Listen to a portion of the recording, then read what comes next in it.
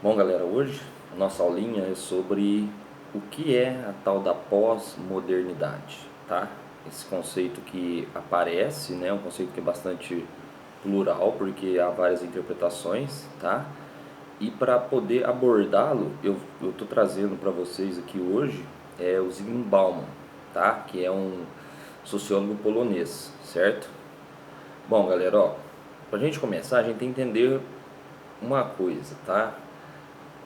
Que modernidade, pós-modernidade, esses conceitos, tá? E a sociologia ela se debruça, ela se iniciou como uma ciência da modernidade, tá? Não existe sociologia da Idade Média, é para estudar realmente o mundo moderno.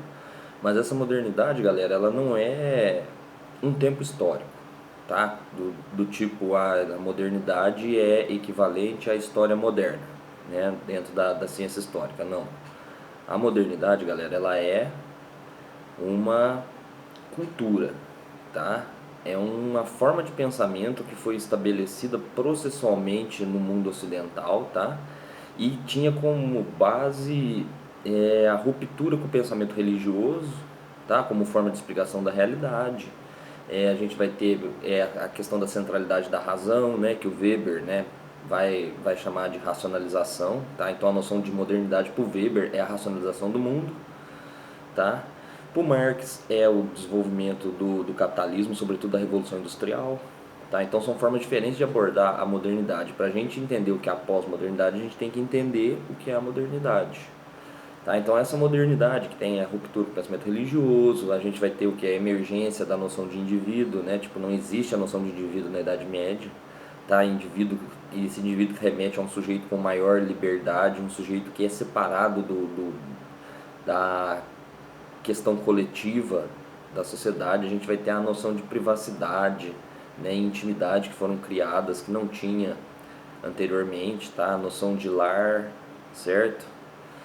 E é lógico que, né, eles têm esse processo, tá? Essa cultura, ela tem a ver com aspectos mais amplos que mudaram a forma das pessoas verem o mundo, né? Alguns eventos como a descoberta da América, tá? Que você tem uma nova visão espacial, né, geográfica do mundo. A gente vai ter a formação dos estados nacionais, tá? Que são criações da burguesia, tá? Por exemplo, os estados nacionais, eles têm como finalidade o quê? Criar a ideia de nacionalismo. Então essa ideia de nacionalismo não existia na Idade Média. As pessoas, qual que era o processo de identificação das pessoas, tá? Se a gente se identifica como brasileiro, antes disso, o vínculo de identificação era o quê? O religioso, católico com católico, entenderam? Mais ou menos isso, protestante com protestante. Ainda permanece esse tipo de vínculo em muitos lugares, tá? Só que são coisas que vão acontecendo na história, no mesmo período de tempo, que vão mudando, tá? As visões de mundo, né? E quem que encabeça esse novo projeto, essa nova cultura, né? Que tenta o quê? Transformar a visão de mundo das pessoas. É a burguesia. Porque a burguesia era o quê? Uma classe emergente. A burguesia que foi construída naquelas cidades comerciais chamadas de burgos, né? A partir do século XII, mais ou menos, né? E ela vem ganhando corpo, ela vai ganhando força, e chega uma hora que ela vai bater de frente com a nobreza, enquanto classe dominante. Tá? E qual que é a ideia, então? Jogar fora a nobreza, substituí-la, né, para que ela domine. Então o que a gente vai ter, né, segundo Bauman, tá? É um mundo tradicional, que é esse mundo feudal, esse mundo da burguesia, que ele tinha suas próprias esse mundo da nobreza, que tinha suas próprias verdades, tá? Tinha sua própria cultura, tinha a ideia, por exemplo, de uma religião dominante. Você tinha um conceito de família extensa, que é diferente da família moderna. Esse conceito de família extensa medieval, ele era muito no sentido de você tinha, por exemplo, o avô, os filhos moravam no mesmo lugar e os filhos dos filhos no mesmo lugar, então era uma família ampla, tá? Por isso extensa. As pessoas, como não tinha muita mobilidade de pessoas na Idade Média, todos se conheciam, tá? As pessoas frequentavam os mesmos lugares, conheciam as mesmas pessoas, tá? A gente tinha, por exemplo, o ideal de valentia e de luta como valores positivos dessa sociedade. Esse era o mundo tradicional, tá? Esse mundo que a gente pode pensar localizado ali na Idade Média, tá? É lógico que algumas coisas vão permanecendo no passar do tempo, porque as mudanças não acontecem de forma brusca, tá? Sobretudo quando a gente está falando de visões de mundo e forma como as pessoas observam, né, a realidade. Só que a gente tem esse mundo tradicional, cuja classe dominante é a nobreza. E a gente vai ter o quê? Uma burguesia crescendo e ela tem um próprio projeto de mundo. Essa burguesia, ela quer que as pessoas compartilhem a sua própria visão de mundo. Ela quer fazer que todos tenham os ideais de mundo que ela tem, tá? Então o que a gente vai ter? Nós vamos ter uma disputa, galera. Uma disputa cultural, tá?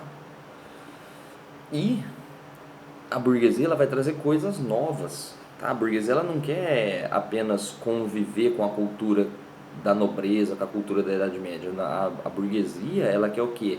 Destruir essas coisas, tá? É por isso que, tipo assim, ó, a gente observa, por exemplo, alguns aspectos, né, que são novos na história humana.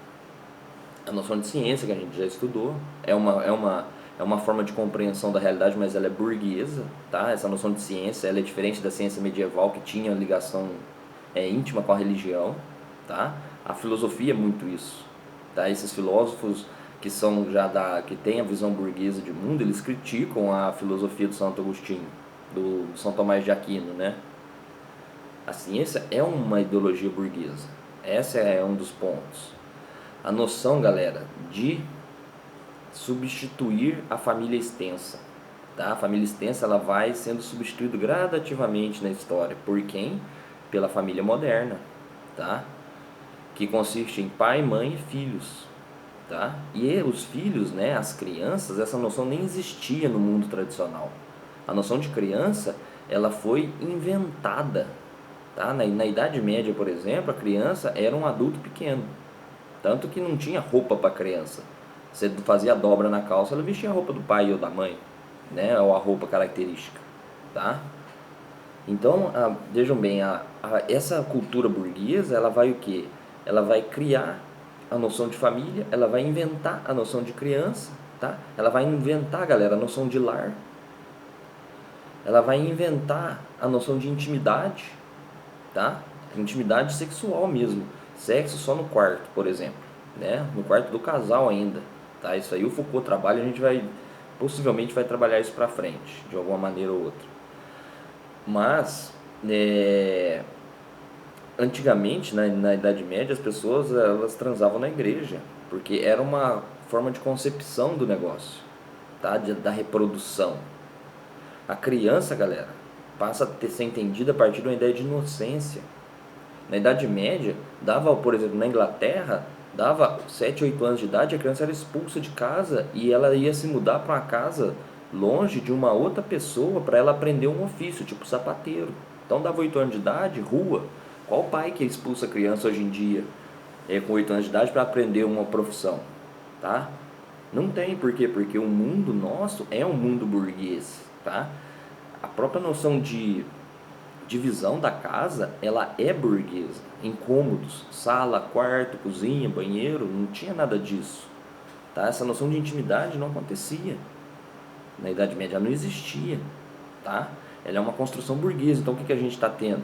A gente está tendo uma disputa. A gente tem um mundo sólido, tradicional, com essas verdades já postas, e a burguesia vai fazer o quê? Jogar fora, vai tentar substituir. E ela foi muito eficaz nisso, porque nós somos filhos desse projeto burguês, tá, galera? A gente acredita na ciência, tá? No sentido de, sei lá, tô com dor de cabeça, vou comprar um remédio. Eu acredito que o remédio vai me curar, tá? Um homem medieval não se pautava nisso necessariamente, né? A gente acredita que tem um trabalho científico que desenvolve um remédio que tira dor de cabeça. Então a gente vai lá e acredita na ciência, tá? Por exemplo, só que essas mudanças, galera, elas não são da noite pro dia, tá? Foram séculos de imposição. Por exemplo, a família extensa, ela durou muito tempo. A própria noção de feudalismo, né, enquanto estrutura agrária, ela permanece até o século XIX na Alemanha e na Rússia, pra gente ter ideia. Então, tipo assim, São mais de 300 anos tentando martelar e impor às pessoas uma verdade, uma visão de mundo acerca destes conceitos, como criança, família, capitalismo, é, divisão do quarto, divisão da casa em quartos, cômodos, etc. O uso de talheres é uma coisa burguesa, a noção de higiene é uma noção burguesa. Essa noção que a gente tem também de brigar errado é uma noção burguesa, porque a gente tinha o ideal de valentia na Idade Média, tá? Então, na modernidade, né, nessa cultura burguesa, a gente vai ter o quê? Controle-se. Essa é a ideia, se controle, tá? Controla a emoção e não briga, tá? Então, esse projeto burguês, galera, que começa, né, final do século XV, né, passa por todos esses conceitos, tá? Por exemplo, a ideia de criança, galera, ela nem existia na Idade Média, como eu falei. Se a gente pegar a arte, sabe, as pinturas da Idade Média e do começo da Idade Moderna, não tinha essa noção de criança, tá? As crianças começam a aparecer nos retratos, nas pinturas, lá no final do século XVI, quando começa a se falar da existência de criança, tá? Antes não funcionava assim o mundo. Então a gente tem disputa, é uma grande disputa entre a nobreza e a burguesia. E a burguesia ganhou. E esse projeto burguês, galera, ele chega muito forte no século XX, tá?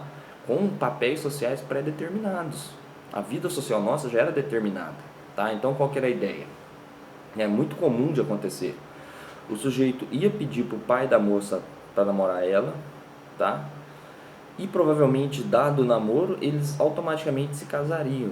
Então o que a gente tinha, por exemplo? Muitas vezes pessoas que beijaram apenas uma pessoa na vida, tá? Esse é um mundo muito sólido, tá? A burguesia conseguiu impor essa visão de mundo. Esse mesmo sujeito, por exemplo, ele trabalhava no mesmo emprego. Tem muitos casos no século XX, inclusive no Brasil, de pessoas que aposentaram, trabalharam a vida inteira e aposentaram no mesmo serviço, tá? Então, assim, ó, essa visão de mundo burguesa que foi ao longo do tempo se estabelecendo, que a gente chama de modernidade, conseguiu ganhar da nobreza, tá? Em termos de visão de mundo, conseguiu ser hegemônica, né? Ela ganhou a disputa, né? E seus próprios valores são os nossos valores hoje, certo? E eles são sólidos, tá? E eles eram tão sólidos naquele momento do século XX, no começo, até 1950 mais ou menos, que eles sufocavam algumas pessoas, tá? Por exemplo, né, uma lésbica, tá? Vou criar um exemplo. Uma lésbica que não podia morar junto com a mulher que ela gostava, por exemplo. Por quê? Porque nesse projeto de mundo burguês, não, esse tipo de relacionamento não era visto com bons olhos, tá? Não tinha noção de casamento homoafetivo, tá? A questão sexual que passa pelas mulheres era basicamente vinculada à ideia de reprodução, não tinha essa ideia, não cabe nesse projeto burguês, a ideia da mulher sentir prazer. A mulher, ela é mãe, ela é objeto de reprodução da família, tá? Então, com o passar do tempo, as pessoas vão começando a questionar essa modernidade, esses elementos, sem saber que a palavra modernidade existia, tá? Por ser um conceito sociológico, né? E a maioria das pessoas não tem interesse ou acesso a esse tipo de sei lá, esse tipo de literatura, né? Esse tipo de texto, né? Enfim. E a gente tinha o que então? Né? A partir do momento que as pessoas começam a questionar isso. As pessoas elas questionam por quê? Por liberdade. Então quando a gente pega um marco, por exemplo, se é o Maio de 68, que você já deve ter estudado em História, o Maio de 68 é um marco da liberdade, mas é da liberdade em relação ao quê? As amarras do mundo moderno burguês. Aqui a gente vai ter o quê? A discussão da liberdade sexual, e a gente pode pensar o movimento hippie da década de 70. A gente vai ter liberdade de expressão, muito pedida, sobretudo porque a gente está num momento de ditadura, tá? E não só no Brasil, na América do Sul e no mundo. Liberdade de pensamento, liberdade de imprensa. Então a questão é que, tipo assim, a modernidade, ela dava muita segurança e ela era muito sólida, tá? Só que ela não dava felicidade para todos e também não dava